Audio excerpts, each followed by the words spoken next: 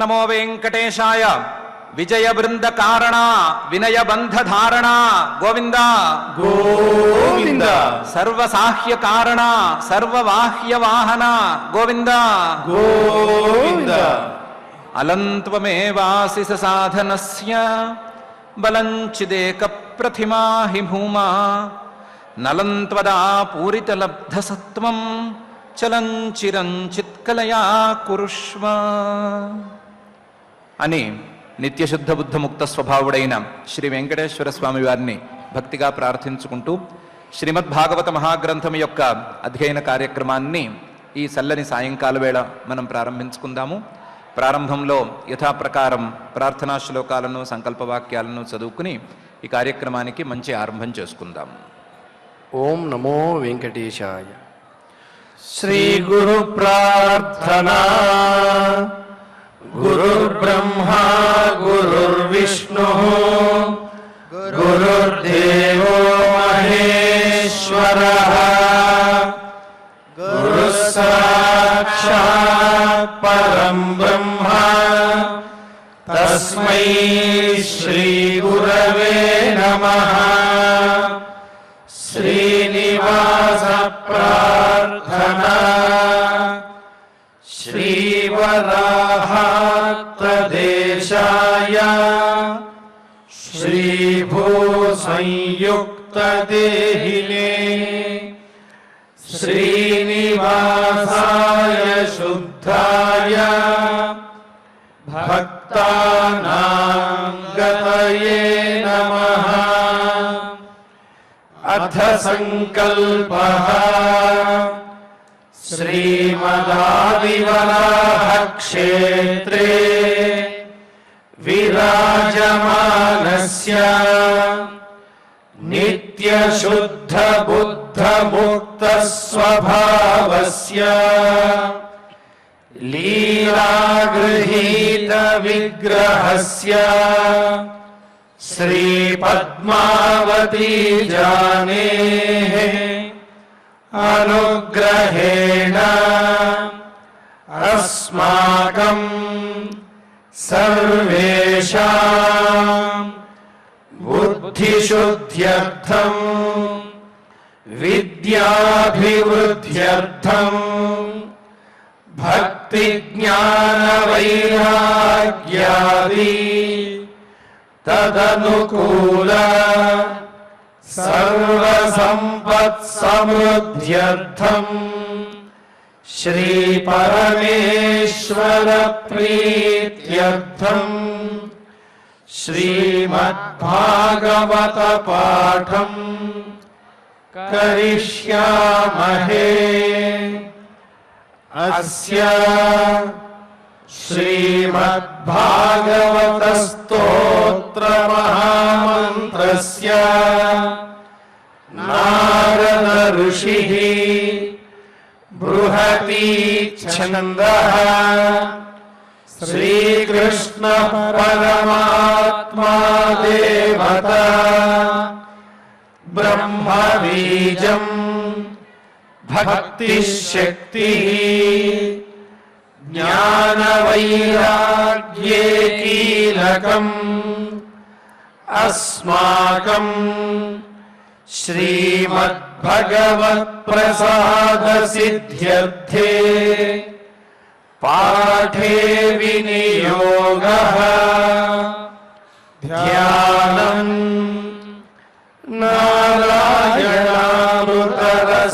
నారాయణామృతరసైకఫలేన యుక్తం ద్వైపాయన ప్రముఖ సేవితమూలభాగం స్కంధోపసేవిషుకసూతరవైర్విశిష్టం భక్త్యాగమం భజత భాగవతం మహాంతం.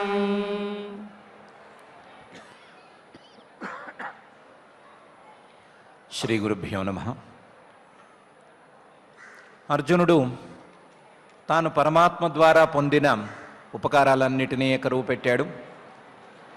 పరమాత్మ తనతోనే తిరుగుతూ ఉన్నా తను ఆయన్ని సరిగ్గా గుర్తుపట్టలేకపోయానేమో అని బాధపడ్డాడు. ఆయన చేస్తున్న ఉపకారాలన్నిటినీ అందుకుంటూ ఉన్నా సరే ఆయన్ని మాత్రం ఇవ్వవలసినటువంటి రీతిలో గౌరవించి కూర్చోబెట్టలేదేమో అని బాధపడ్డాడు. బాధపడుతూనే ప్రకృతంలోకి వచ్చి సోహం నృపేంద్రరహిత పురుషోత్తమేన సఖ్యా ప్రియేణ సుహృదా హృదయేన శూన్యః అధ్వన్యురుక్రమ పరిగ్రహమంగరక్షన్ గోపైరసద్భిరబలేవ వినిర్జితోస్మి అని చెప్పాడు. నేను ఆయన ద్వారా ఎన్నో ఉపకారాలను పొందాను కదా, ఎన్నో యుద్ధాల్లో ఆయన ముందుండగా నేను గెలిచాను కదా, అలాంటి నేను సోహం నృపేంద్ర, ఓ మహారాజా ధర్మరాజా, రహిత పురుషోత్తమేన, ఆయన లేకుండా నడవవలసి వచ్చింది, ఆయన లేకుండా కూడా ఉండవలసి వచ్చింది. పురుషోత్తముడైనటువంటి ఆ శ్రీకృష్ణుడు లేకుండా, పురుషుల్లో కల్లా ఉత్తముడైనటువంటి పురుషులందరినీ నడిపించేటువంటి ఆ శ్రీకృష్ణుడు లేకుండానే నేను నడవవలసి వచ్చింది.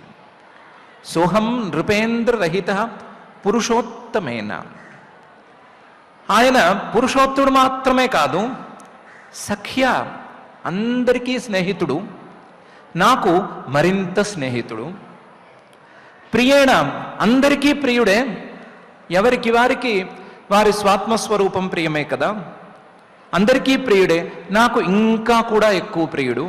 ప్రియేణ సుహృద, అందరికీ ప్రత్యుపకారాపేక్ష లేకుండా ఉపకారం చేసేవాడే, నాకు మరింత సుహృత్ ఆయన, నాకు చేసినన్ని ఉపకారాలకి ఏ ప్రత్యుపకారము ఆయన వాంఛించలేదు. సుహృద హృదయేన శూన్య, ఆయన నా హృదయంలో లేడేమో అన్నంత స్థాయిలో నేను ఆయన్ని కోల్పోయాను. హృదయేన శూన్య, నా హృదయమే నాకు లేదేమో అన్నంత స్థాయిలో, నా హృదయం మొత్తం శూన్యమైపోయిందేమో అన్నంత స్థాయిలో నేను ఆయన్ని కోల్పోవలసి వచ్చింది. పురుషోత్తముడు, సఖి, ప్రియుడు, సుహృత్తు, హృదయంలో నిండి ఉండేటువంటి వాడు ఆయన లేకపోవటంతో నా పరిస్థితి ఎట్లా తయారైంది అంటే, వీధి పోరాటంలో కూడా గెలవలేని పరిస్థితికి వచ్చేశాను. మామూలుగా పెద్ద పెద్ద యుద్ధాలనే గెలిచినటువంటి నేను, పెద్ద పెద్ద యుద్ధాలలో ఆ శ్రీకృష్ణుడి యొక్క సహాయంతో గెలుపు బావుటాన్ని ఎగరవేసుకున్నటువంటి నేను వీధి పోరాటం స్థాయికి దిగజారిపోయాను.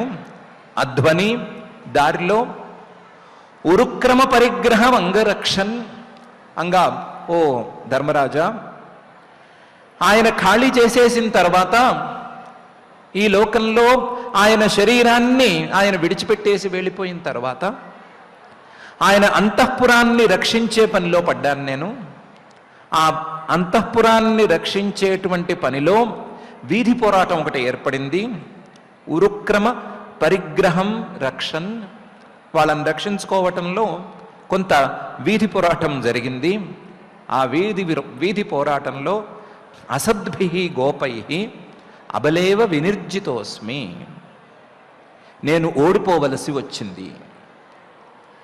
శ్రీకృష్ణుడి యొక్క అంతఃపురాన్ని కాపాడమనే బాధ్యత నాకు ఆయన సందేశాత్మకంగా వినిపిస్తే, ఆ అంతఃపురాన్ని మొత్తాన్ని తీసుకొచ్చి హస్తినాపురంలో పెట్టి సంరక్షిద్దాము అని నేను బయలుదేరితే, ఆ బయలుదేరటం దారిలో కొంతమంది దుండగుల్లాంటి గోపులు, పెద్ద మహావీరులేం కారు వాళ్ళు, అసద్భి మంచి వాళ్ళైతే కారు, వాళ్ళు దారిలో అడ్డగిస్తే వారితో తలపడి ఓడిపోవలసి వచ్చింది. పెద్ద పెద్ద యుద్ధాలను గెలిచినటువంటి నేను ఒక సాదా సీదా వీధి పోరాటంలో ఓడిపోవలసి వచ్చింది. సో నీ క్వశ్చన్కే ఆన్సర్ వచ్చేసింది. ఏమిటి మొహం అలా పెట్టు కూర్చున్నావు? ఎవరితోనైనా ఓడిపోయావా? తక్కువ వాళ్ళతో, నీకంటే నీకు సరి సమానం కాని వాళ్లతో, నీకంటే చాలా తక్కువ స్థాయి వాళ్ళతో ఓడిపోయావా అని అడిగావు కదా. అది కూడా జరిగింది. నాకంటే ఎందుకు పనికిరాని మంచివాళ్ళు కానీ అసలు వీరుల కింద లెక్కకే రాని దుండగులతో నేను పోరాడి ఓడిపోవలసి వచ్చింది. అందులోనూ శ్రీకృష్ణుడి యొక్క అంతఃపుర రక్షణ బాధ్యతను వహించినప్పుడు ఈ పరిస్థితి దాపురించింది. అందుకని కూడా నా మనస్సు అలాగే నా మొహం ఈ రెండు కూడా మ్లానమై ఉన్నాయి అని అర్జునుడు ధర్మరాజు గారితో చెప్పాడు. ఒకవైపు శ్రీకృష్ణుడు లేడు, తనకు తోడుగా లేడు అనేటువంటి బాధ, మరొక వైపు ఆయన తోడుగా లేకపోవటంతో ఆయన చెప్పినటువంటి కార్యాన్నే సవ్యంగా నిర్వహించలేకపోయాను, ఎందుకు పనికిరాని వాళ్లతో ఓడిపోయాను అనేటువంటి బాధ. ఈ రెండు బాధలను అనుభవిస్తూ ఆ బాధలు రెండు కలచివేస్తూ ఉండగా అర్జునుడు ఈ శ్లోకాన్ని పలికాడు.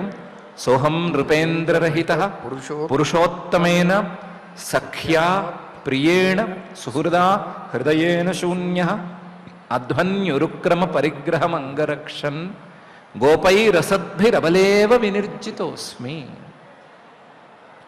ఎంత అన్యాయంగా ఓడిపోయాను అంటే అబలేవ వినిర్జితోస్మి, ఏమాత్రం బలం లేని వాళ్ళు ఓడిపోయినట్టు ఓడిపోయాను. బలం లేని స్త్రీలు యుద్ధం చేస్తే ఎలా ఓడిపోతారో అలా ఓడిపోవలసి వచ్చింది. నా హిస్టరీ ఇంకెందుకు పనికిరాదు అనే స్థాయిలో గోపై అసద్భి వినిర్జితోస్మి, ఎందుకు పనికిరాని కొంతమంది దుండగుల చేతిలో నేను ఓడిపోయాను అని అర్జునుడు వాపోతున్నాడు.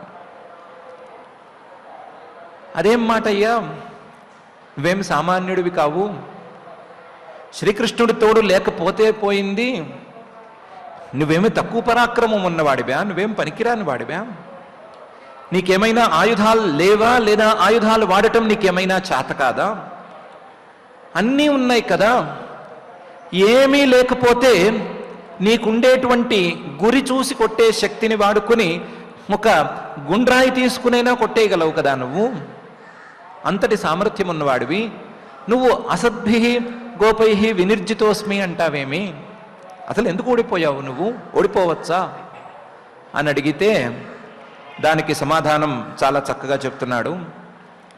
తద్వైధనుస్త ఇషవస్సరథో హయాస్తే సోహం రథే నృపతయో యతానమంతి సర్వం క్షణేన తదభూద సదీశరిక్తం భస్మం హుతం కుహకరార్థమివోక్తమూష్యాం అని. తద్వైధను, నువ్వు చెప్పింది నిజం, నా దగ్గర లేని ధనుస్సా, గాంధీవం నా చేతిలో ఉంది. ఏ గాంధీవంతోనైతే మనం ఎన్నెన్నో యుద్ధాలను చేశామో, ఏ గాంధీవంతోనైతే మహాభారత సంగ్రామంలో లెక్కలేనంతమంది వీరులను మట్టుపెట్టామో, ఆ ధనుస్సు నా చేతిలో ఉంది. తద్వైధను, ఆ ధనుస్సుకు ఎక్కుపెట్టవలసినటువంటి బాణాలు అవే బాణాలున్నాయి. ఇషవ, ధనుస్సు బాణాలు మాత్రమే కాదు, ఆ రోజు వాడినటువంటి రథం అది అలాగే ఉంది. సరథ హయాస్తే, గుర్రాలు కూడా అవే, మనతో పాటు తోడు ఉండి మనతో పాటు ఎన్నెన్నో యుద్ధాలు చేసినటువంటి గుర్రాలు, అవేమి తక్కువ స్థాయివి కావు, అవి అలాగే ఉన్నాయి. తద్వైధను త ఇషవ సరథ హయాస్తే సోహం రథి, నేను అలాంటి వాడినే, నేను అలాగే ఉన్నాను. సోహం రథి, ఎలాంటి వాణ్ణి, నృపతయో యత ఆనమంతి, నా పేరు చెబితేనే రాజులు పెద్ద పెద్ద మహావీరులు గడగడలాడిపోయి వంగి వంగి దండాలు పెడతారు, మామూలుగా కాదు. అర్జునుడు అని పేరు వింటే చెమటలు పట్టకపోతే వాడు పనికిరాని వాడేమో, లేకపోతే చెవుడేమో అని అనుకునే రోజులవి. అర్జునుడు అనే పేరు వినిపించలేదు కాబట్టే వీడికి ఇంకా చెమటలు పట్టలేదు అని అనుకునే రోజుల్లో తద్వై ధను త ఇషవ సరథ హయాస్తే సోహం రథి నృపతయో యత ఆనమంతి. అన్నీ అలాగే ఉన్నాయి, నేను అలాగే ఉన్నాను, నా చేతిలో గాంధీవం ఉంది, గాంధీవానికి బాణాలున్నాయి, మేము అందరము రథం మీద ఉన్నాము, రథానికి గుర్రాలు పూంచి ఉన్నాయి, అంతా ఉంది, సెటప్ అంతా బాగా ఉంది, కానీ ఎందుకు పనికి రాకుండా పోయింది. ఏమైంది? సర్వం క్షణేన తదభూత్ అసత్. ఒక్క క్షణంలో ఇదంతా కూడా ఏమీ లేనిది, కేవలం ఏదో మాయాకల్పితంగా ఉన్నట్లుగా తయారైపోయింది, పనికి రాకుండా అయిపోయింది. ఎందుకు ఇలా తయారైంది? ఈశరిక్తం. ఈశ్వరుడు, ఆ శ్రీకృష్ణుడు పక్కన లేడు. మిగతా అంతా ఉంది, మిగతా అన్నీ ఉన్నాయి. ధనుస్సు, బాణాలు, రథాలు, గుర్రాలు అన్నీ ఉన్నాయి, నేను కూడా ఉన్నాను. కానీ నా పక్కన ఆ శ్రీకృష్ణుడు లేడు. ఈశరిక్తం అయ్యేసరికి ఇదంతా కూడా వ్యర్థమైపోయింది, ఎందుకు పనికి రాకుండా తయారైపోయింది. అది కూడా ఎంతలో? క్షణంలో. సర్వం క్షణేన తదభూత్ అసత్ ఈశరిక్తం. నా పరిస్థితి ఎట్లా అయిందంటే భస్మన్ హుతం, బూడిదలో పోసిన పన్నీరులా తయారైంది. బూడిదలో హోమం చేస్తే ఎలాగైతే ప్రయోజనం లేకుండా ఉంటుందో, అగ్నిలో చేయవలసినటువంటి హోమాన్ని బూడిదలో పోసేస్తే ఉన్న వస్తువు పోయింది, కొత్తగా వచ్చేది ఏమీ లేదు అనేది ఎలా మిగులు. పనేసియా మెరిడియన్ హాస్పిటల్స్ ప్రతి సామాన్యుడికి అందుబాటులో అంతర్జాతీయ వైద్య ప్రమాణాలతో వైద్యం, 24 గంటల అంబులెన్స్ సర్వీసుతో పాటు అత్యవసర సేవలతో ఏర్పాటైన చికిత్సా విభాగం. మా దగ్గర గుండె సంబంధిత, మూత్రపిండ, కాలేయ, కంటి జబ్బులకు, మోకాళ్ల శస్త్ర చికిత్సతో పాటు కోవిడ్-19, బ్లాక్ ఫంగస్ వంటి వైరస్లకు, అన్ని రకాల ఆరోగ్య సమస్యలకు నమ్మకమైన అత్యాధునిక వైద్య చికిత్సను అందిస్తున్న హాస్పిటల్ పనేసియా మెరిడియన్ హాస్పిటల్స్. మీ ఆరోగ్య సమస్య ఏదైనా ఇప్పుడు పరిష్కారం సాధ్యం. సంపూర్ణ ఆరోగ్యం కోసం సంప్రదించండి Panacea Meridian hospitals, opposite Bheeramguda కమాన్, RC Puram, Sangareddy district, pin code 502032. సంప్రదించాల్సిన ఫోన్ నెంబర్ 0845524177 మరియు 7893757770. వెళ్తుందో అలా తయారైంది. అలాగే కుహక రాద్ధం, ఏదో కావాలని అనుకుని మిత్రుణ్ణి అడిగితే ఏదో వస్తువు, చేబదులుకి డబ్బో ఇంకోటో ఏదో అడిగితే వాడు మహామాయావి, మెజిషియన్ను, వాడు మాయాధనాన్ని సృష్టించి నా చేతికి ఇచ్చాడు. నేను అది తీసుకున్నాను, తీసుకున్నందుకు తీసుకున్నట్లయింది, కానీ తిరిగి ఇవ్వటానికి మాత్రం ఎందుకు పనికి రావటం లేదు. కుహక రాద్ధం. ఒక మాయావి ద్వారా తెచ్చుకున్నటువంటి వస్తువు ఎందుకు పనికి రాకుండా, ఎందుకు కొరగాకుండా ఎలా పోతుందో అలా పోయింది.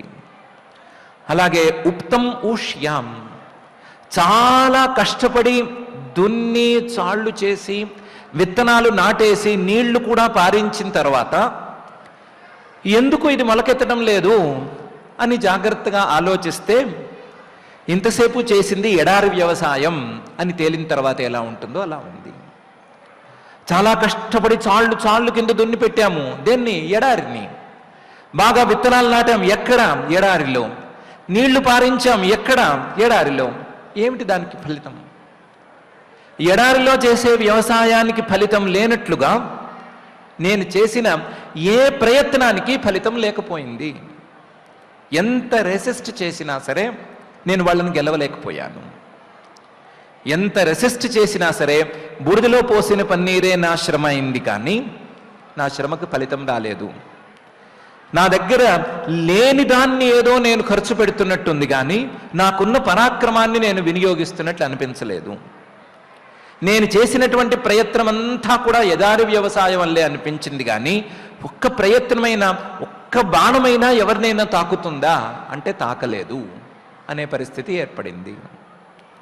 దీనికంతటికీ మాత్రం ఒకే ఒక కారణం, అది ఈశరిక్త. ఆ శ్రీకృష్ణుడు నా పక్కన లేకపోయాడు.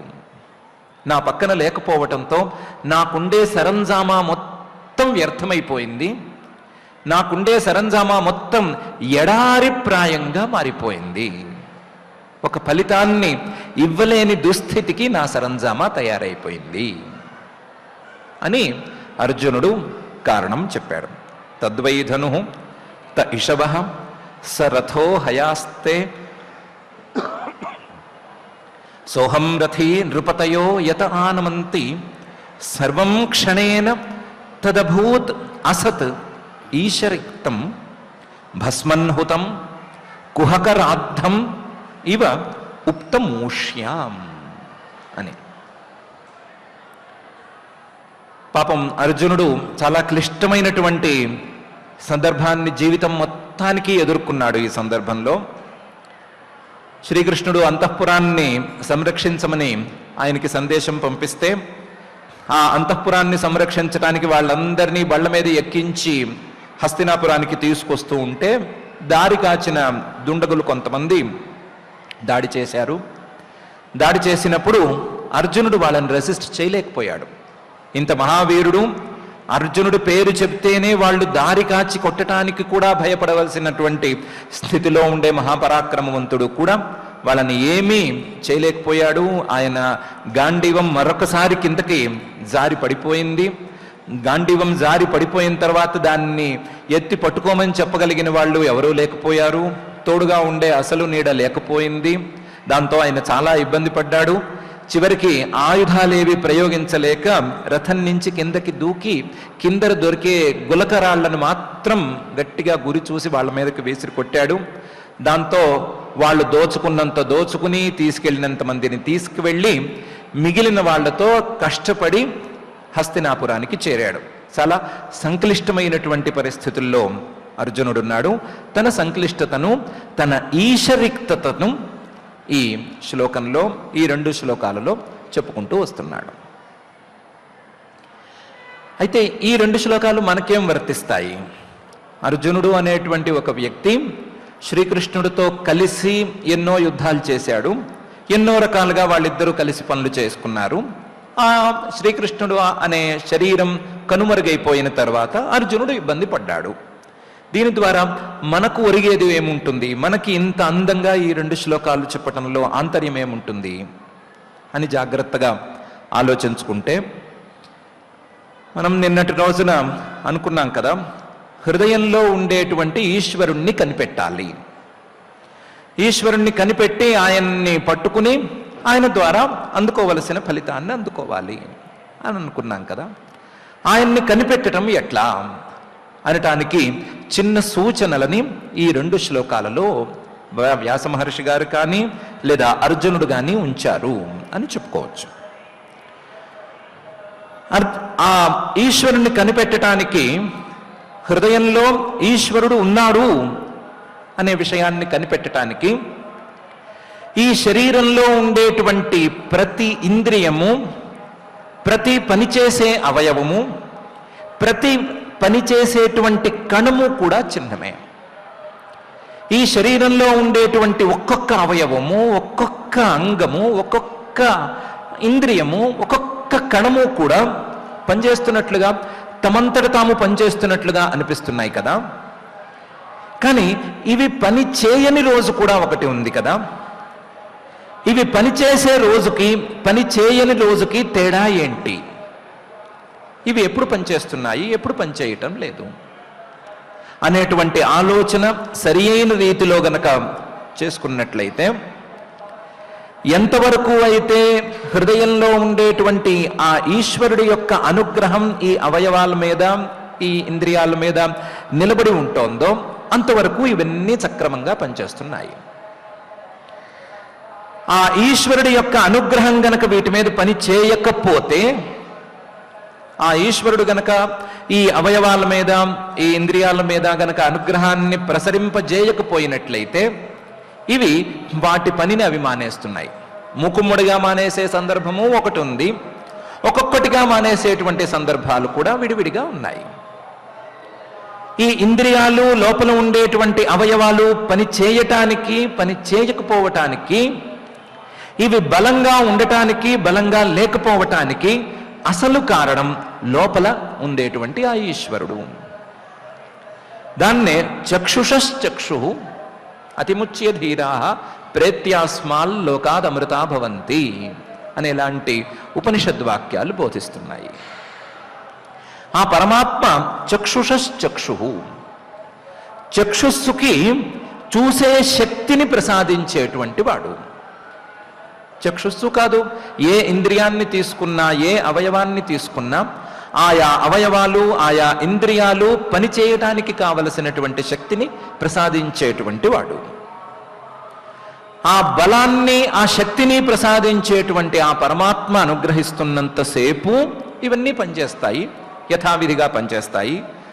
లేకపోతే అర్జునుడి తాలూకు ధనుస్సు లేదా బాణాలు లేదా రథాలు గుర్రాలు ఆయన ఎలాగైతే నిష్క్రియంగా అసత్ లేనట్టుగా తయారైపోయినాయి అని చెప్పుకుంటున్నామో ఆ విధంగా తయారైపోతాయి.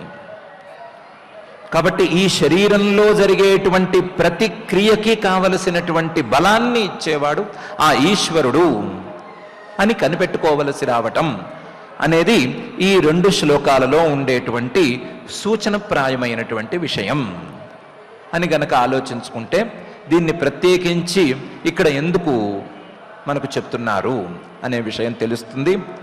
దానికి సూచనగానే సుహృదా హృదయేన శూన్య లాంటి పదాలు, అలాగే అసదీశ రిక్తం లాంటి పదాలు వ్యాస మహర్షి గారు వాడి మనకు చూపిస్తున్నారు.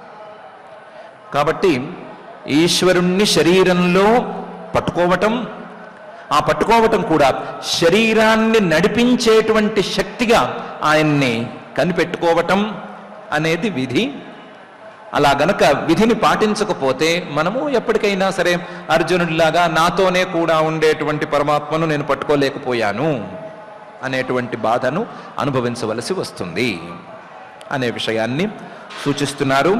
సూచిస్తూ తద్వైధనుస్త ఇషవ సరథో హయాస్తే సోహం రథీ నృపతయో యత ఆనమంతి సర్వం క్షణేన తదభూదసదీశ రిక్తం భస్మన్హుతం కుహకరాద్ధమివోక్తమూష్యాం అనే శ్లోకాన్ని పూర్తి చేస్తున్నారు.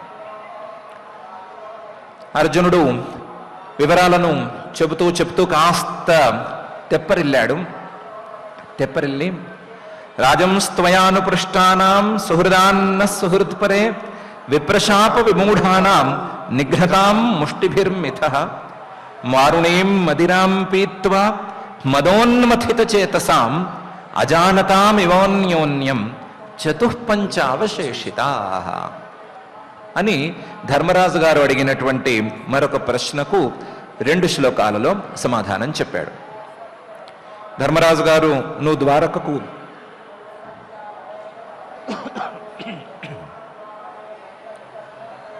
ద్వారకకు వెళ్ళావు కదా, ద్వారకలో మన వారందరూ క్షేమమేనా అని అడిగాడు కదా ముందు.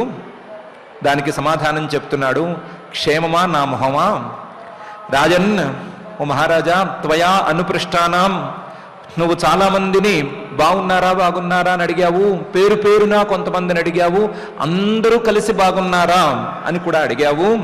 సుహృదాం, వాళ్ళందరూ మనకు కావలసినటువంటి వాళ్ళు, దగ్గర వాళ్ళు అని అన్నావు. సుహృత్పురే, మన బంధువులు నివసించేటువంటి ద్వారకానగరంలో ఉండే వారందరి యోగక్షేమాలను నువ్వు విచారించావు.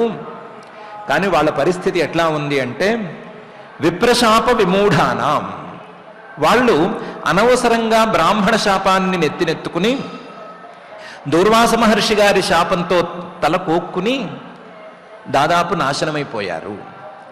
విప్రశాప విమూఢానాం, దూర్వాస మహర్షి గారు ద్వారకా నగరానికి వస్తే శ్రీకృష్ణుడి కొడుకే సాంబుడు అనేవాడు ఆయన్నేదో వెక్కిరించాలి అనేటువంటి కోరికతో మిగతా వాళ్ళందరినీ కలుపుకుని వెళ్ళాడు.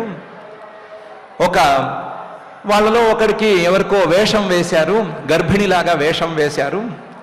వేషం వేసి ఆ దూర్వాస మహర్షి గారి ముందుకు తీసుకెళ్ళి, అయ్యా మహర్షి గారు, మా అమ్మాయికి అబ్బాయి పుడతాడా అమ్మాయి పుడతాడా అని జోస్యం అడిగారు. ఆయన అసలే ముక్కోపి. ఆ ముక్కోపంలో ఆయన ముందు వెనక చూడకుండా అబ్బాయి అమ్మాయి కాదు, మీ వంశాన్ని నాశనం చేసే ముసలం పుడుతుంది అని శపించి పారేశాడు. ఆ శాపం అనేది వీళ్ళందరికీ ఏమీ ఎక్కలేదు, నవ్వారు. ఏదో ముసలాయన ఏదో నోటుకొచ్చినట్టు మాట్లాడుతున్నాడు అని నవ్వారు. విమూఢాహ, వాళ్ళకి సరిగ్గా ఆ సమయానికి ఎందుకో మతి పని చేయలేదు. కానీ ఆయన మాట నిజమైంది. ఈ మగవాడికే గర్భం అనేది వచ్చింది. ఆ గర్భంలోంచి ఒక ముసలం లాంటి ఆయుధం పుట్టింది. ముసలం అంటే రోకలిలాగా ఉండేటువంటి ఒక ఆయుధం, అది పుట్టింది. ఈ సమాచారం అంతా కూడా శ్రీకృష్ణుడి దాకా వెళ్ళింది. ఆయన అందరినీ మందలించాడు. ఆయన పెద్దవాడయ్యాడు. ఈ మందలించవలసిన వాళ్ళు కూడా చిన్నపిల్లలేం కారు, ఆడుకోవలసిన వయసులో ఉన్న పిల్లలేం కారు, తెలియని వాళ్ళేం కారు. అందరినీ మందలించాడు. ఏమిరా వెళ్ళి శ్రీ అవధూతాశ్రమము బోధానంద సత్యారామూర్తి ఆర్యుల గోసేవాశ్రమము మరియు వృద్ధాశ్రమము పడాల. ఆశ్రమములో గోసేవ, గోవుల దానము స్వీకరించుట, మీ నవగ్రహ దోషములు పోవుటకు గోపూజ చేయబడును. మూలికా వైద్యము, గోపంచగవ్య వైద్యము చేయబడును. యంత్రములు, తావీదులు ఇవ్వబడును. శాంతి హోమములు చేయబడును. మీ ఆత్మీయుల పుట్టినరోజు, పెళ్లి రోజు మరియు వర్ధంతి వంటి ముఖ్యమైన దినములలో గోసేవ లేదా అన్నదానం చేయదలిచిన వారు సంప్రదించండి. మా వృద్ధాశ్రమంలో ఖాళీలు కలవు. చేరదలిచిన వారు సంప్రదించండి. శ్రీ శ్రీ శ్రీ స్వామి బోధానందగిరి శ్రీ అవధూతాశ్రమము అయ్యప్ప స్వామి గుడి దగ్గర పడాల, తాడేపల్లిగూడెం 2. Cell numbers 7981356374, 9618034138. మహర్షితో పెట్టుకున్నారేమిరా అన్నాడు. ఏమి చేయి దాటిపోయింది అప్పటికేను. అయినా సరే ఈ ముసలంతో ఎవరూ కొట్టుకోకుండా, ఈ ముసలం ద్వారా ఎవరికి ఏ రకమైనటువంటి హాని జరగకుండా ఉండాలి అని చిన్న ప్రయత్నం అయితే చేశాడు. దాన్ని అరగదీసేసి సముద్రంలో కలిపేసేయమన్నాడు. కష్టపడి కింద మీద పడి అరగదీసేశారు. అరగదీసి ఆ రసమంతా తీసుకెళ్లి సముద్రంలో కలిపేసేశారు. అరగ్గా చిన్న ములికి మాత్రం మిగిలింది. దాన్ని ఏం చేయలేక దాన్ని అలాగే సముద్రంలో పారేశారు. సముద్రంలోకి కొట్టుకెళ్ళినటువంటి ఈ ముసలం తాలూకు ఈ గంధం లేదా ఈ ముసలం తాలూకు పొడంతా కూడా అలలతో బయటికి కొట్టుకొచ్చింది. కొట్టుకొచ్చి సముద్రపు తీరంలో ఉండేటువంటి రెల్లు దిబ్బల దగ్గరికి చేరింది. రెల్లు దిబ్బలు ఈ ప్రభావంతో ఇంకా గట్టిగా పెరిగినాయి. చూడ్డానికి గడ్డి దిబ్బల్లాగా ఉంటున్నాయి, కానీ ఒక్కొక్కటి తీస్తే కత్తిలాగా పనికొచ్చేలాగా తయారైంది. చాలా గట్టిగా ఉంది. ఇంకా ద్వారకా నగరానికి ఏమి ఇబ్బంది రాబోతోందో, మహర్షి శాపం ఏ విధంగా ఫలిస్తుందో అని శ్రీకృష్ణుడి దగ్గర నుంచి పెద్దవాళ్ళందరూ భయపడుతూనే ఉన్నారు. ఆ భయపడుతూ ఉండేటువంటి సందర్భంలోనే వీళ్ళందరూ ఒక నైట్ పార్టీ కోసమని సముద్ర తీరానికి చేరారు. సముద్ర తీరంలోకి చేరి సముద్ర తీరంలో తాగి తలకు పోసుకుని వారుణీం మదిరాం పీత్వా. వారుణీ మదిర అంటే ఏవో రకరకాల మదిరల్లో భాగమైన మదిర, అన్నాన్ని పులిగి పెడితే వచ్చేటువంటి మదిర, అది బియ్యపు సారానో ఏదో పిలిచే మదిర. అది దాన్ని బాగా తాగి తలకు పోసేసుకుని ఒకరికొకళ్ళు నవ్వుకోవటం అనేది చేసేసి నవ్వులాట అయిపోయిన తర్వాత కొట్టుకోవటం మొదలుపెట్టారు. ఆ కొట్టుకోవటంలో ఎవరికి వాళ్ళు కొట్టుకుంటూ ఉండగానే ఒకడు వెళ్ళి ఈ రెల్లు దిబ్బల్లోంచి ఓ రెల్లు పీక్కొచ్చి దాంతో కొట్టడం మొదలుపెట్టాడు. ఆ రెల్లు దెబ్బల్లోంచి పీక్కు రావటం, దాంతో కొట్టడం మిగతా వాళ్ళు చూస్తున్నారు. చూస్తూ ఉండగానే ఎవడైతే దెబ్బతిన్నాడో వాడు వెంటనే నేలకు ఒరిగిపోయాడు. కత్తితో కొట్టినట్టుగా నేలకు ఒరిగిపోయాడు. దాన్ని చూసి మిగతా వాళ్ళందరూ పొలోమంటూ పరిగెత్తుకుంటూ వెళ్ళి ఆ రెల్లు దెబ్బల్లో ఒక్కొక్క రెల్లుగడ్డి కోసుకుని వచ్చి ఒకళ్ళకొకళ్ళు యుద్ధం చేసుకోవటం మొదలుపెట్టారు. నిఘ్నతాం ముష్టిభిః మిథః. ఆ రెల్లుగడ్డిని చేత్తో పట్టుకున్నారు. చూడ్డానికి ఏం కనిపించట్లేదు, కానీ కొడితే ఎదుటివాడు అయిపోతున్నాడు. ఒకళ్ళకొకళ్ళు కొట్టేసుకుంటున్నారు. ఒకళ్ళకొకళ్ళు కొట్టేసుకుని ఇద్దరూ దెబ్బలు తిని ఇద్దరూ కింద పడిపోతున్నారు. ఈ విధంగా వారుణీం మదిరాం పీత్వా మదోన్మథిత చేతసాం, చేయరాని పనులు చేసి ఆ సముద్ర తీరంలోకి మంచి కాలంలో వెళ్ళి ఏదో మంచి పని చేద్దాము, ధ్యానం చేద్దాము అని లేకుండా అక్కర్లేని ఈ పని చేసి ఈ పనిని యుద్ధంలోకి తీసుకెళ్ళి మొత్తం ఒళ్ళంతా కూడా మత్తెక్కిపోయి ఉన్మథిత చేతసాం, మనసు ఏమాత్రం పని చేయని స్థితిలో ఒకళ్ళనొకళ్ళను కొట్టుకుని వాళ్ళు ఒకళ్ళకొకళ్ళు నాశనం చేసేసుకున్నారు. అజానతామివాన్యోన్యం, వాళ్ళు ఏమైనా దూరం వాళ్ళ, అందరూ దగ్గర వాళ్ళే, అందరూ బంధువులే, కానీ ఒకరికొకరు తెలియనట్లుగా, ఒకరంటే ఒకరికి పరిచయమే లేనట్లుగా కొట్టుకు సచ్చారు. దాంతో అందరూ పోగా పోగా పోగా చతుఃపంచ అవశేషిత, 4-5 మిగిలారు. మిగతా వాళ్ళందరూ మాత్రం అక్కడికక్కడ సముద్ర తీరంలో ఆ రెల్లుగడ్డి దెబ్బకు పడిపోయారు. వారుణీం మదిరాం పీత్వా, ఆ మదిరాపానం అనేది ఎంత దారుడానికి ఒడిగట్టిస్తుందో వేరే చెప్పనక్కర్లేదు. అందులోనూ మహర్షి శాపం కూడా తోడయ్యేసరికి వీళ్ళు ఒళ్ళు తెలియకుండా ఒకళ్ళనొకళ్ళు కొట్టేసుకుని 4-5 మిగిలే పరిస్థితికి దిగజారిపోయారు. యోగము లేదు, క్షేమము లేదు, ఏమీ లేదు, అంతా సర్వనాశనం అయిపోయింది. వారుడేం మదిరాం పీత్వా మదోన్మథిత చేతసాం అజానతామివాన్యోన్యం చతుఃపంచావశేషితా. అదేమిటి, ఇంత పని జరగచ్చా? శ్రీకృష్ణుడి వంశంలో ఇంత తప్పులు జరగడానికి అవకాశం ఉంటుందా? మహర్షి గారిని అవమానించటం ఏంటి, ఆయన శాపం పెట్టడం ఏంటి, శాపం పెట్టిన తర్వాత అది ఫలించటం ఏంటి, దానికోసం వీళ్ళు మదిరాపానం చేయటం ఏంటి, కొట్టుకోవటం ఏంటి, చచ్చిపోవటం ఏంటి, ఏంటి గోలా అని అడిగితే దానికి చెప్తున్నాడు, అది ఎవరి చేతిలో ఉంది, ఎవరిని అడగాలి? ప్రాయేణైతద్భగవతః ఈశ్వరస్య విచేష్టితం మిథో నిఘ్నంతి భూతాని భావయంతి చయన్మిథః అని. ప్రాయేణ ఇలాంటివన్నీ కూడా ఏతత్ భగవతః విచేష్టితం, ఆ భగవంతుడి యొక్క పరమేశ్వరుడి యొక్క లీలా విలాసం మాత్రమే. ప్రాయేణైతద్ భగవతః ఈశ్వరస్య, సర్వసమర్థుడైనటువంటి ఆ పరమేశ్వరుడి యొక్క విచేష్టితం అని చెప్పుకోవాలి. శ్రీకృష్ణుడి వంశంలో ఇలా ఎందుకు జరిగింది అంటే ఆ శ్రీకృష్ణుడినే అడగాలి, ఆయన లీలలో భాగం ఇది అని ఒప్పుకోవాలి. ఎందుకంటే మిథో నిఘ్నంతి భూతాని భావయంతి చయన్మిథః. ఇద్దరు కలిస్తే ఒక కొత్త కుటుంబం తయారైపోతోంది కదా. ఇద్దరు కలిస్తే వాళ్ళు భార్యాభర్తలు అవుతున్నారు, భార్యాభర్తలకి పిల్లలు పుడుతున్నారు, ఆ పిల్లలు ఇంకోటితో కలిస్తే ఇంకా వంశాలు పెరిగిపోతూ ఉన్నాయి కదా. భావయంతి యన్మిథ, కలిసేటువంటి ఈ మనుషులే, కలవటానికి సిద్ధంగా ఉండేటువంటి ఈ మనుషులే మిథో నిఘ్నంతి. ఒకరికొకరు కలిసిన కొట్టుకుంటారు కూడాను. కలిసే వాళ్లే కొట్టుకుంటారు, కొట్టుకునే వాళ్లే కలుస్తారు. ఎప్పుడు కొట్టుకుంటారో ఎప్పుడు కలుస్తారో ఎవరిని అడగాలి? ఈశ్వరుడిని అడగాలి. ఆయన లీలలో ఉండేటువంటి అంశంగా దీన్ని మనం పరిగణించుకోవాలి. యాదవులు అంటే మంచి పట్టు లేదా కట్టు ఉండేటువంటి వాళ్ళు చాలా కష్టపడి రాజ్యాన్ని నిర్మించుకున్న వాళ్ళు, చాలా కలిసికట్టుగా ఉండేటువంటి వాళ్ళు, మాట మీద నిలబడేటువంటి వాళ్ళలో ఎందుకు కొట్టుకున్నారు? ఎవరికీ తెలియదు. మిథో నిఘ్నంతి భూతాని భావయంతి చ యన్మిథః. ఈ మనుషులు ఎప్పుడు కలుస్తారో, ఎప్పుడు కొట్టుకుంటారో, ఎప్పుడు విడిపోతారో, ఎప్పుడు మళ్ళీ తిరిగి కలుస్తారో చెప్పటం కష్టం. అదంతా కేవలం భగవంతుడి లీలా విన్యాసం కిందకే మనం లెక్క కట్టుకోవాలి అని. ప్రాయేణైతద్భగవతః ఈశ్వరస్య విచేష్టితం మిథో నిఘ్నంతి భూతాని భావయంతి చ యన్మిథః అని అర్జునుడు అన్నాడు. అయితే కలవటం, విడిపోవటం, కలిసేందుకు పరిస్థితులు ఏర్పడటం, విడిపోయే పరిస్థితులు ఏర్పడటం లాంటివన్నీ పరమేశ్వరుడు అధీనంలో ఉన్నాయి అంటే ఒప్పుకోవచ్చు. కానీ కలిసిన తర్వాత కొట్టుకుంటున్నారు అంటే ఎవరి తప్పు? అది ఎవరి తప్పు? ఈశ్వరుడి తప్ప అంటే అది ఈశ్వరుడి తప్పు కాదండి, అది మాత్రం ముమ్మాటికి మనుషులు తప్పే.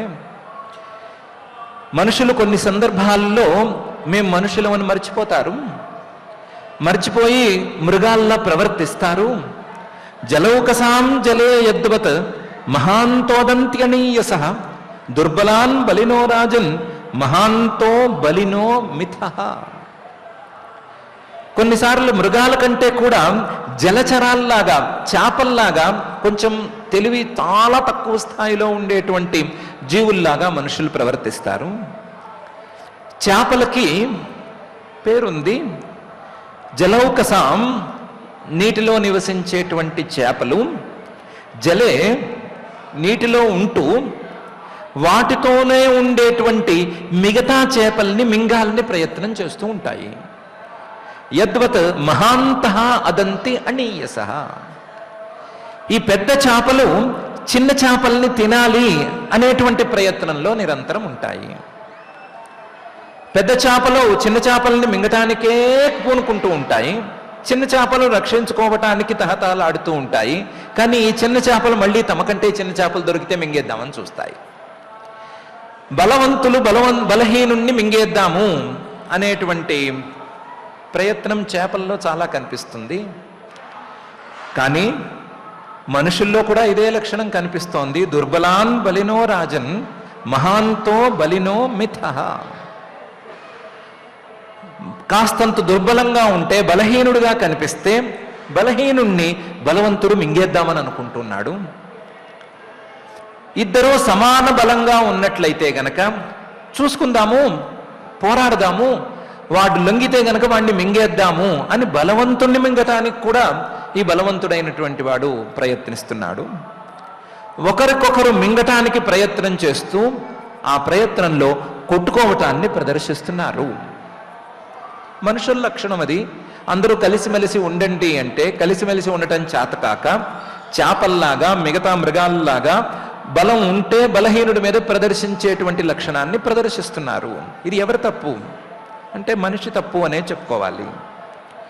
ఏవం బలిష్ఠైర్ యదుభిః మహద్భిః ఇతరాన్ విభుః యదూన్ యదుభిరన్యోన్యం భూభారాన్ సంజహారః.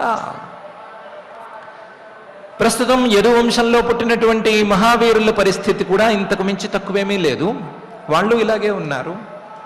వాళ్ళు బలవంతులు బలహీనుల్ని మింగేద్దామని చూశారు, బలవంతుడైన వాడు బలహీనుడిని కొడదామని చూశాడు, బలహీనుడి వాడు కూడా ఏదో విధంగా బలాన్ని తెచ్చుకుని బలవంతుడిని కొడదాము అని ప్రయత్నం చేశాడు. ఆ కొట్టుకోవటంలో అందరూ పోయారు. కానీ ఈ నాటకం అంతా మాత్రం మళ్ళీ పరమేశ్వరుడిదేమో అనే అనుమానం వస్తోంది. బలిష్ఠైర్ యదుభిః, ఈ యాదవుల్ని వాడి మహాభారత యుద్ధంలో చాలా బలవంతుల్ని చాలా మందినే కొట్టించాడు. బలిష్ఠైర్ యదుభిః మహద్భిః ఇతరాన్ విభుః, మిగతా బలవంతులందరినీనేమో బలం కలిగినటువంటి యాదవులతో కొట్టించి చూపించాడు. కానీ ఆ యదు వంశంలో పుట్టిన వాళ్ళని మాత్రం యదుభిరన్యోన్యం వాళ్ళలో వాళ్లే కొట్టుకునేటట్లు చేశాడు. వాళ్ళలో వాళ్ళు కొట్టుకునేటట్టు చేసేసరికి ఎవరూ మిగల్లేదు. వీళ్ళ ధాటికి మిగతా వాళ్ళు మిగలలేదు.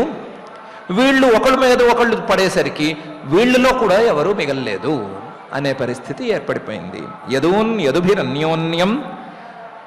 ఎందుకు ఈ పని చేస్తున్నాడు ఈ పరమేశ్వరుడు అని ఆలోచిస్తే భూభారాన్ సంజహారః. అతి బలం ఉన్నవాడు, బలాన్ని సక్రమంగా వినియోగించని వాడు ఎప్పటికైనా భూమికి భారం అని ఆయనకేమన్నా ఉందేమో. ఆ భూమి యొక్క భారాన్ని తగ్గించుకోవటానికి బలవంతుల మధ్య విరోధాన్ని ఏర్పరిచి వాళ్ళలో వాళ్లే కొట్టుకునేట్టు చేసి ఇద్దరూ కింద పడేటట్టు చేస్తాడేమో ఆయన. బలాన్ని ఇతరుల యొక్క సహకారం కోసం వాడనటువంటి వాళ్ళని భూభారంగా భావించి వాళ్ళ యొక్క బలాన్ని బలం ద్వారా వచ్చేటువంటి మదాన్ని తగ్గిస్తాడేమో. ఆ తగ్గించడంలో భాగంగా ఈ పని చేశాడేమో అని అర్జునుడు అంటున్నాడు. భూభారాన్ సంజహారః. వీళ్ళు కూడా భూమికి భారమై ఉంటారు. భూమి భారాన్ని తగ్గించటమే నా పని అని అనుకున్నాడు కాబట్టి వీళ్ళని కూడా తగ్గించేశాడు ఆ పరమాత్మ. దీనితో 4-5 మించి వాళ్లలో ఎవరూ లేరు. కాబట్టి యోగక్షేమాల విచారణ లేనే లేదు. వీళ్ళు బాగున్నారా వాళ్ళు బాగున్నారా లేదు, ఎవ్వరూ లేరు అనే సమాధానం అర్జునుడు పూర్తి చేసినట్టయింది. ఇక మీద నువ్వు చాలా ప్రశ్నలు వేసావేమో, గుర్తున్నవేవో గుర్తున్నాయి, గుర్తులేవేవో గుర్తులేవు, నేను వాటికి వేటికి సమాధానం చెప్పలేను అని తేల్చి చెప్పేశాడు పై శ్లోకంలో. దేశకాలార్థయుక్తాని హృత్తాపోపశమాని చ హరంతి స్మరతశ్చిత్తం గోవిందాభిహితాని మే అని. నువ్వేం అడగద్దు, నేను ఇంకేం చెప్పలేను, నాకు ఓపిక పూర్తయిపోయింది, నాకు కేవలం ఆ పరమాత్మ చెప్పినటువంటి మాటలు మాత్రమే గుర్తొస్తున్నాయి. పరమాత్మ చెప్పినటువంటి దేశకాలార్థయుక్తాన్ని, ఆయా దేశాలకి ఆయా కాలాలకి సంబంధించినటువంటి అర్థాలతో కూడి ఉండేటువంటి మాటలు మాత్రమే గుర్తొస్తున్నాయి. ఆ మాటలు తలుచుకుంటే హృత్తాపోపశమానిచ, మనసులో ఉండేటువంటి తాపం, హృదయంలో లేగేటువంటి అలజడి ఇదంతా కూడా ఉపశమించిపోతుంది, చల్లారిపోతుంది. అట్లాంటి మాటలవి. అలాంటి మాటలు ఇప్పుడు నాకు గుర్తొస్తున్నాయి. హరంతి స్మరతశ్చిత్తం. ఆ మాటలు గుర్తొస్తూ ఉండగా ఉండగా నాకు ఆ మాటల యొక్క గుర్తు క్రమక్రమంగా పెరుగుతూ ఉండగా నా మనస్సు మొత్తం అటువైపు మళ్ళీపోతోంది. నీ ప్రశ్నలకి సమాధానం చెప్పాలని కానీ, ఇప్పుడేదో మాట్లాడాలని కానీ, బాధపడాలని కానీ ఏమీ అనిపించట్లేదు. హరంతి స్మరతశ్చిత్తం గోవిందాభిహితానిమే. ఆ గోవిందుడు చెప్పినటువంటి మాటలు, ఎప్పుడెప్పుడో చెప్పినటువంటి మాటలు, చిన్నప్పటి నుంచి ఈ రోజు వరకు ఆయన చెప్పిన మాటలు ఇవన్నీ గుర్తొస్తున్నాయి క్రమక్రమంగాను. ఆ మాటలు గుర్తొస్తుంటే నా మనస్సు కాస్తంత తెప్పరిల్లుతోంది, మనసులో తాపం శమిస్తోంది, మనసులో ఉండేటువంటి వేడి చల్లారుతోంది, మనసులో అలజడి కాస్తంత చల్లబడిపోతోంది. కాబట్టి ఆ మాటలను నేను గుర్తు చేసుకుంటానయ్యా. ఇంకా నువ్వు అడిగిన ప్రశ్నలకు సమాధానం చెప్పే పరిస్థితిలో నేను లేను అని అర్జునుడు చెప్పాడు. దేశకాలార్థయుక్తాని హృత్తాపోపశమాని చ హరంతి స్మరతశ్చిత్తం గోవిందాభిహితానిమే అని. ఇదైన తర్వాత సూత ఉవాచ, సూతుడు చెప్తున్నాడు, ఏవం చింతయతో జిష్ణోః కృష్ణపాద సరోరుహం సౌహార్దేన అతిగాఢేన శాంతాసీద్ విమలా మతిః అని. ఈ రకంగా చెప్పదలుచుకున్నటువంటి మాటలన్నీ చెప్పేసిన తర్వాత చింతయతః, ఆ గోవిందుడు చెప్పినటువంటి మాటలనే ఆలోచిస్తూ ఉండేటువంటి అర్జునుడికి జిష్ణోః ఆ మాటలు క్రమక్రమంగా పక్కకి జరిగి ఆ మాటలను మాట్లాడినటువంటి కృష్ణుడే మనసులోకి క్రమక్రమంగా గుర్తుకొస్తూ ఉండగా, క్రమక్రమంగా ఆయన శరీరంలో ప్రధాన భాగమైనటువంటి ఆయన పాదార విందాలు ఈయన మనసులోకి గుర్తుకు వస్తూ ఉండగా, జిష్ణోః కృష్ణ పాద సరోరుహం, శ్రీకృష్ణుడి యొక్క పాదార విందాన్ని ఆ అర్జునుడు గుర్తు చేసుకుంటూ ఉండగా, సౌహార్దేన ఆ గుర్తు చేసుకోవటంలో ఎంతో స్నేహాన్ని. సెరెనిటీ మోడల్ హై స్కూల్ విద్యార్థులకు అమ్మఒడి, సామాన్యులకు అందుబాటులో ఉన్న బడి సెరెనిటీ. మేడ్చల్ జిల్లాలో మేటిగా నిలిచి సాటిలేని ఫలితాలను సాధిస్తున్న నంబర్ 1 స్కూల్ సెరెనిటీ. మా ప్రత్యేకతలు ప్రతి విద్యార్థి పట్ల వ్యక్తిగత శ్రద్ధ, activity based learning and digital class rooms, computer lab, 100% ఫలితాలు, sports and cultural activities, yoga, abacus మరియు Vedic maths education. Please visit Serenity Model High School, Nagaram. Admissions are in progress. Call 04027146899 and 04027148699. ఆయన పెంచుకోగా అతి గాఢేన ఆ సౌహార్దం అతి గాఢంగా మారిపోగా ఏం జరిగింది అంటే, మనస్సు విమలమైపోయింది, మనస్సు నిర్మలంగా మారిపోయింది, మనస్సు మొత్తం శాంతమైపోయింది. ఇంతవరకు అల్లకల్లోలంగా ఉండేటువంటి మనస్సు ఆ శ్రీకృష్ణుడి యొక్క మాటలను గుర్తు చేసుకోగా, ఆ మాటల ద్వారా శ్రీకృష్ణుడి యొక్క గుర్తు రాగా, ఆ శ్రీకృష్ణుడి యొక్క రూపంలో ప్రధానమైనటువంటి ఆయన పాదారవిందం కూడా గుర్తుకు రాగా, దాని మీద సౌహార్దం ఏకాగ్రత పెరగ్గా, దాని మీదే మనసు నిలిచిపోగా, మనసంతా నిర్మలంగా శాంతంగా తయారైపోయింది. ఇంత పరాజయం తాలూకు, ఓటమి తాలూకు బాధ, ఇంత పనికిరాని పరిస్థితుల్లో నేను తిరిగి వచ్చానే అనేటువంటి బాధ, లేదా మిగతావన్నీ బాధ, సఖుణ్ణి కోల్పోయాను అనేటువంటి బాధ, ఇవేమీ లేకపోగా మనస్సంతా నిర్మలంగా శాంతంగా మారిపోయింది అని సూత మహాముని గారు అర్జునుడి యొక్క పరిస్థితిని ఈ శ్లోకంలో వర్ణించి చెప్తున్నారు. సూత మహాముని గారు చెప్పదలుచుకుంది కానీ, లేదా వేదవ్యాస మహర్షి గారు చెప్పదలుచుకుంది కానీ, సాంసారికమైనటువంటి విషయాలు అవి గెలుపులైనా ఓటములైనా మనసుకు ఇచ్చేది కేవలం తాపాన్ని మాత్రమే. పరమాత్మ యొక్క ఉపదేశాలు, పరమాత్మ యొక్క రూపం, పరమాత్మ యొక్క పాదారవిందాలు ఇవన్నీ కూడా మనస్సుకు నైర్మల్యాన్ని, శాంతిని ప్రసాదిస్తాయి. మానవులు ఎంత తొందరగా చేంజ్ ఓవర్ కాగలిగితే అంత తొందరగా వాళ్ళు మనశ్శాంతిని పొందగలుగుతారు. ఎంత తొందరగా మనస్సు పరమాత్మ వైపు మళ్ళగలిగితే అంత తొందరగా నైర్మల్యము, శాంతి ఏర్పడుతుంది. ఎంత వెతుక్కున్నా సరే ఈ సాంసారికమైనటువంటి విషయాల్లో శాంతి అనేది రావటం కల్లా అని మనం ఈ విషయాన్ని అనుభవంలో ఎంతో కొంత సాధించుకునే ఉన్నాము. కాబట్టి వ్యాస మహర్షి గారు చెప్తున్నటువంటి ఉపదేశాన్ని సూతుడు అనువదిస్తున్నటువంటి, ఆయన ఎక్స్ప్లెయిన్ చేస్తున్నటువంటి ఈ విషయాన్ని దృష్టిలో ఉంచుకుని ఎంత తొందరగా మన మనస్సు పరమాత్మ వైపు మళ్ళుతుంది అనే అంశం మీద మనం ప్రయత్నం చేసుకుందాము. దానికి ప్రాథమికంగా పరమాత్మను గుర్తించటానికి ఈ శరీరంలోనే, ఈ హృదయంలోనే ఉండేటువంటి పరమాత్మను గుర్తించటానికి మనం అనుకున్నటువంటి హేతువుల్ని కొన్నిటిని పట్టుకుందాము. వాటన్నిటి సాయంతో పరమాత్మను పట్టుకుని, పరమాత్మను గుర్తించి, ఆయన మీదకే మనస్సును మళ్ళించుకుని మన మనస్సును కూడా శాంతం చేసుకునేటువంటి, మన మనస్సును కూడా నిర్మలంగా మార్చుకునేటువంటి ఒక స్థితిని మనం తప్పకుండా పొందుదాము. మనకు ఆ స్థితిని అందించవలసిందిగా నిత్యశుద్ధ బుద్ధముక్త స్వభావుడైన శ్రీ వెంకటేశ్వర స్వామి వారిని భక్తిగా ప్రార్థించుకుందాము. ఆ ప్రార్థనతో ఈరోజు కాస్తంత తొందరగానే వ్యాఖ్యానం పూర్తి చేసుకుని పారాయణ కార్యక్రమాన్ని ప్రారంభించుకుందాం. ఓం నమో వెంకటేశాయ. ఆచార్యుల వారు ఈనాడు చక్కని విషయాలు బోధించారు. భగవంతుణ్ణి హృదయంలో నింపుకున్నటువంటి వాళ్ళు సమగ్రమైన భగవత్తత్వాన్ని తెలుసుకోగలుగుతారు. అర్జునునికి కూడా అటువంటి సంపూర్ణమైన జ్ఞానం కలిగింది. చక్రార పంక్తిరివ గచ్చతి భాగ్య పంక్తి అని వర్ణించినట్లు ఒక చక్రంలో ఉండే అరలు ఒకసారి పైకి వెడుతూ ఉంటాయి, మరోసారి కిందకు వస్తూ ఉంటాయి. అలాగే మన జీవనంలో కూడా హెచ్చుతగ్గులు, అభివృద్ధి, ఒక్కోసారి నష్టం, సుఖదుఖాలు, శీతోష్ణాలు అనబడే ద్వంద్వములనేవి కనిపిస్తూ ఉంటాయి.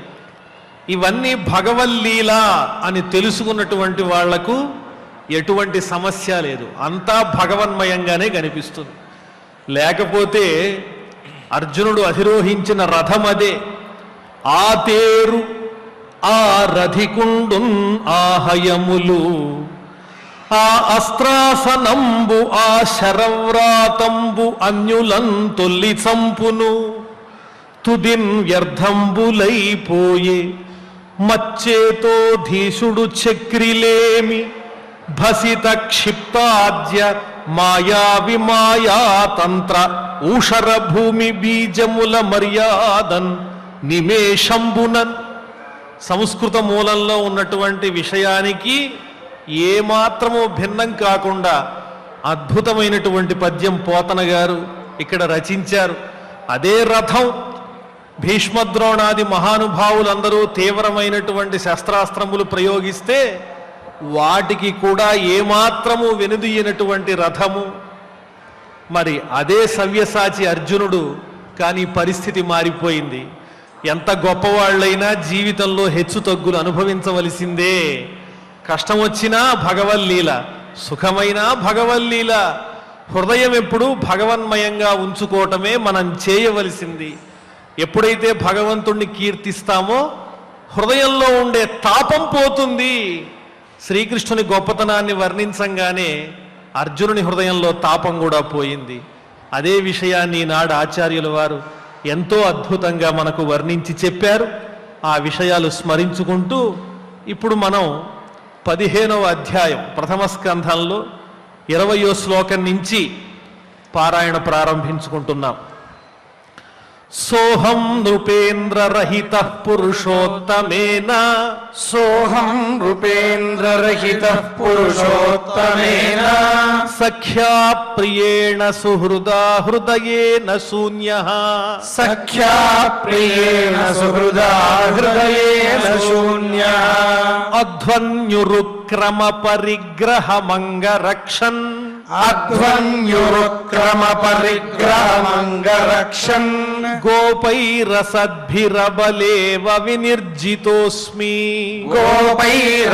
గోపైరసద్భిరబలేవ వినిర్జితోస్మి తద్వై ధనుస్త ఇషవస్సరథో హయాస్తే తద్వై ధనుస్త ఇషవస్సరో హయాస్తే సోహం రథీ నృపతయో యత ఆనమంతి సోహం రథీ నృపతయో యత ఆనమంతి సర్వం క్షణేన తదభూద సదీశ రిక్తం సర్వం క్షణేన తదభూత సదీశ రిక్తం భస్మన్హుతం కుహకరాద్ధమివోక్తమూష్యాం భస్మన్హుతం కుహకరార్థమివోక్తమూష్యాం రాజంస్త్వయానుపృష్టానాం రాజంస్త్వయానుపృష్టానాం సుహృదాన్నః సుహృత్పురే సుహృదాన్నః సుహృత్పురే విప్రశాప విమూఢానాం విప్రశాప విమూఢానాం నిఘ్నతాం ముష్టిభిర్మిథః నిఘ్నతాం ముష్టిభిర్మిథః వారుణీం మదిరాం పీత్వా వారుణీం మదిరాం పీత్వా మదోన్మథితచేతసాం మదోన్మథితచేతసాం అజానతామివాన్యోన్యం అజానతామివాన్యోన్యం చతుః పంచావశేషితాః చతుః పంచావశేషితాః ప్రాయేణైతద్భగవతః ప్రాయేణైతద్భగవతః ఈశ్వరస్య విచేష్టితం ఈశ్వరస్య విచేష్టితం మిథో నిఘ్నంతి భూతాని మిథో నిఘ్నంతి భూతాని భావయంతి చ యన్మిథః భావయంతి చ యన్మిథః జలౌకసాం జలే యద్వత్ జలౌకసాంజలే యద్వత్ మహాంతోదంత్యణీయసః మహాంతోదంత్యణీయసః దుర్బలాన్ బలినో రాజన్ దుర్బలాన్ బలినో రాజన్ మహాంతో బలినో మిథః మహాంతో బలినో మిథః ఏవం బలిష్ఠైర్యదుభిః ఏవం బలిష్ఠైర్యదుభిః మహద్భిరితరాన్ విభుః మహద్భిరితరాన్ విభుః యదోన్యదుభిరన్యోన్యం యదోన్యదుభిరన్యోన్యం భూభారాన్ సంజహారః భూభారాన్ సంజహారః దేశకాలార్థయుక్తాని దేశకాలార్థయుక్తాని హృత్తాపోపశమాని చ హృత్తాపోపశమాని చ హరంతి స్మరతశ్చిత్తం హరంతి స్మరతశ్చిత్తం గోవిందాభిహితాని మే గోవిందాభిహితాని మే సూత ఉవాచ సూత ఉవాచ ఏవం చింతయతో జిష్ణోః ఏవం చింతయతో జిష్ణోః కృష్ణపాదసరోరుహం కృష్ణపాదసరోరుహం సౌహార్దేనాతిగాఢేన సౌహార్దేనాతిగాఢేన శాంతాసీద్విమలామతిః శాంతాసీద్విమలామతిః వాసుదేవాంఘ్రియనుధ్యాన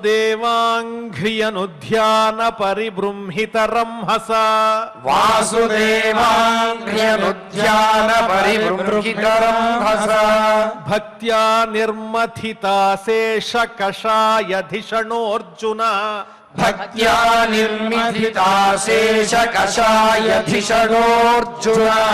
గీతం భగవతా జ్ఞానం గీతం భగవతా జ్ఞానం యత్తత్ సంగ్రామమూర్ధని యత్తత్ సంగ్రామమూర్ధని కాలకర్మతమోరుద్ధం కాలకర్మతమోరుద్ధం పునరధ్యగమత్ ప్రభుః పునరధ్యగమత్ ప్రభుః విశోకో బ్రహ్మ సంపత్యా విశోకో బ్రహ్మ సంపత్యా సంఛిన్నద్వైత సంశయః సంచిన్నద్వైత సంశయః లీన ప్రకృతి నైర్గుణ్యాత్ లీన ప్రకృతి నైర్గుణ్యాత్ అలింగత్వాద సంభవ అలింగత్వాద సంభవ నిశమ్య భగవన్మార్గం నిశమ్య భగవన్మార్గం సంస్థాం యదుకులస్య చ సంస్థాం యదుకులస్య చ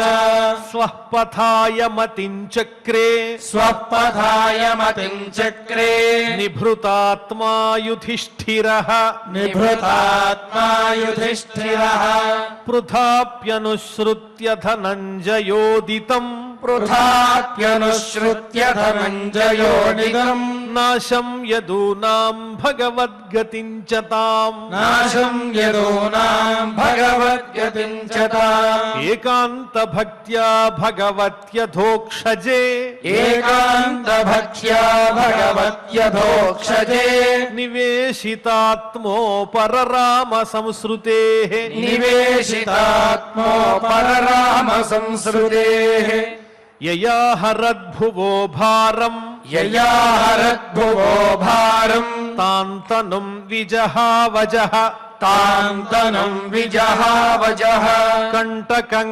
కంటకేనేవ కంటకం కంటకేనేవ ద్వయం చాపీషితుః సమం ద్వయం చాపీషితుః సమం యథా మత్స్యాది రూపాణి యథా మత్స్యాది రూపాణి ధత్తే జహ్యాద్యథా నటః ధత్తే జహ్యాద్యథా నటః భూభారః క్షపితో యేన భూభారః క్షపితో యేన జహౌ తచ్చ కళేబరం జహౌ తచ్చ కళేబరం యదా ముకుందో భగవాని మాం మహీం యదా ముకుందో భగవాని మాం మహీం జహౌ స్వతన్వా శ్రవణీయ సత్కథః జహౌ స్వతన్వా శ్రవణీయ సత్కథః తదా హరేవా ప్రతిబుద్ధ చేతసా తదా హరేవా ప్రతిబుద్ధ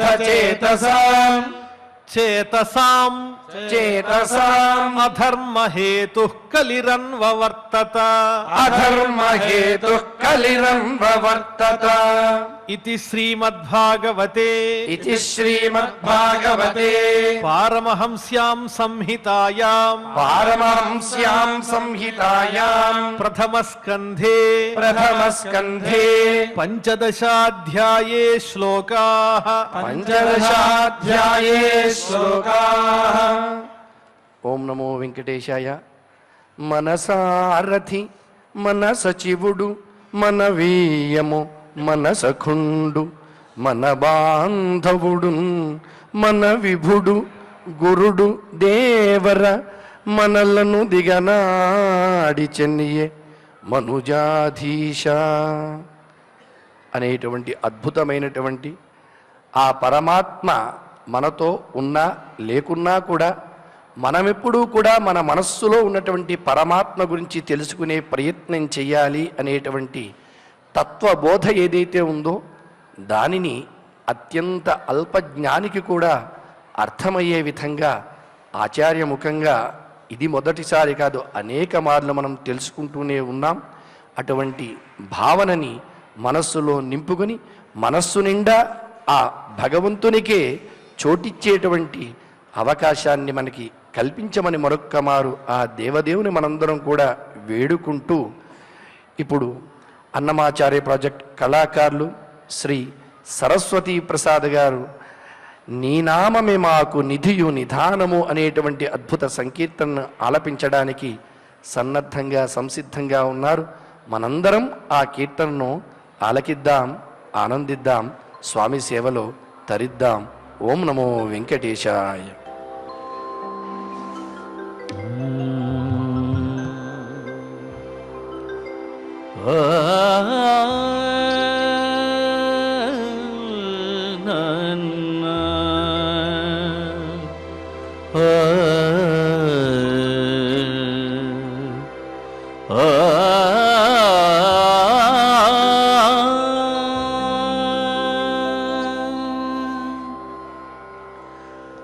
నీ నామమే మాకు నిధియు నిధానము.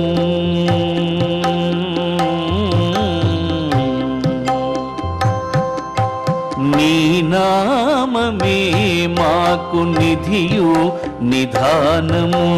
నీ నామమే ఆత్మ నిధానాంజనము.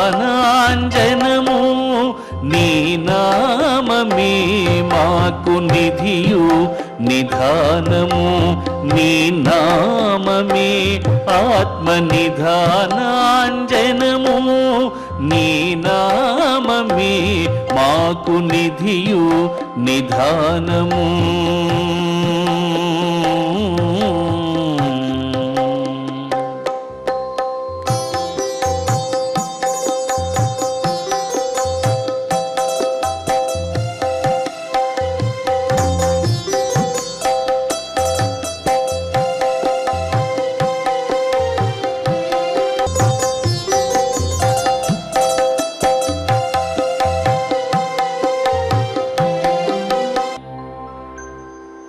ఓం నమో వెంకటేశాయ. ఆ పరమాత్మ దివ్య ధామం, ఆ పరమాత్మ దివ్య నామం ఇవే మనకు నిరంతరము రక్షణ కల్పించేటువంటిది అనే భావన చేస్తూ నిరంతరము ఆ పరమాత్మ తానే ప్రవేశించినటువంటి శ్రీమద్భాగవత అమృత రసాస్వాదన నిరంతరాయంగా జరగాలని ఆ దేవదేవుని మరొక్క మారు మనందరం కూడా శ్రద్ధాభక్తులతో కోరుకుంటూ ఈనాటి కార్యక్రమాన్ని క్షమాప్రార్థన దగ్గర నుంచి మంగళాంతం వరకు భక్తిపూర్వకంగా పఠించుకుంటూ మంగళాంతంగా నేటి అధ్యయన కార్యక్రమానికి పరిసమాప్తి పలుకుదాం. అథ క్షమా ప్రార్థనా యదక్షరపదభ్రష్టం మాత్రాహీనం చ యద్భవేత్ తత్సర్వం క్షమ్యతాం దేవ నారాయణ నమోస్తుతే. అథ భగవత్సమర్పణం కాయేన వాచా మనసేంద్రియైర్వా బుద్ధ్యాత్మనా వా ప్రకృతే స్వభావాత్ కరోమి యద్యత్ సకలం పరస్మై నారాయణాయేతి సమర్పయామి. అథ లోకక్షేమ ప్రార్థనా సర్వే భవంతు సుఖినః సర్వే సంతు నిరామయాః సర్వే భద్రాణి పశ్యంతు మా కశ్చిద్ దుఃఖభాగ్ భవేత్. అథ మంగళం శ్రియః కాంతాయ కళ్యాణ నిధయే నిధయేర్థినాం శ్రీవేంకట నివాసాయ శ్రీనివాసాయ మంగళం.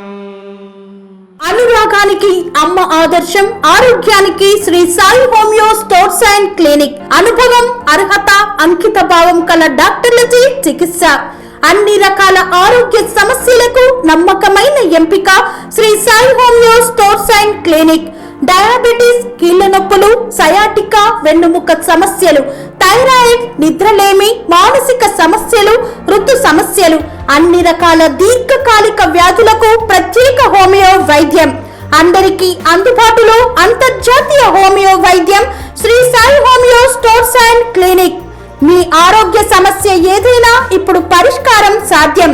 సైడ్ ఎఫెక్ట్ లేని వైద్యంతో సంపూర్ణ ఆరోగ్యం కొరకు సంప్రదించండి Shri Sai homeo clinic and stores, Bhavani Nagar, Ambedkar Nagar road, old Alwal, Secunderabad. సంప్రదించాల్సిన ఫోన్ నంబర్స్ 9000751751 మరియు 9000422525.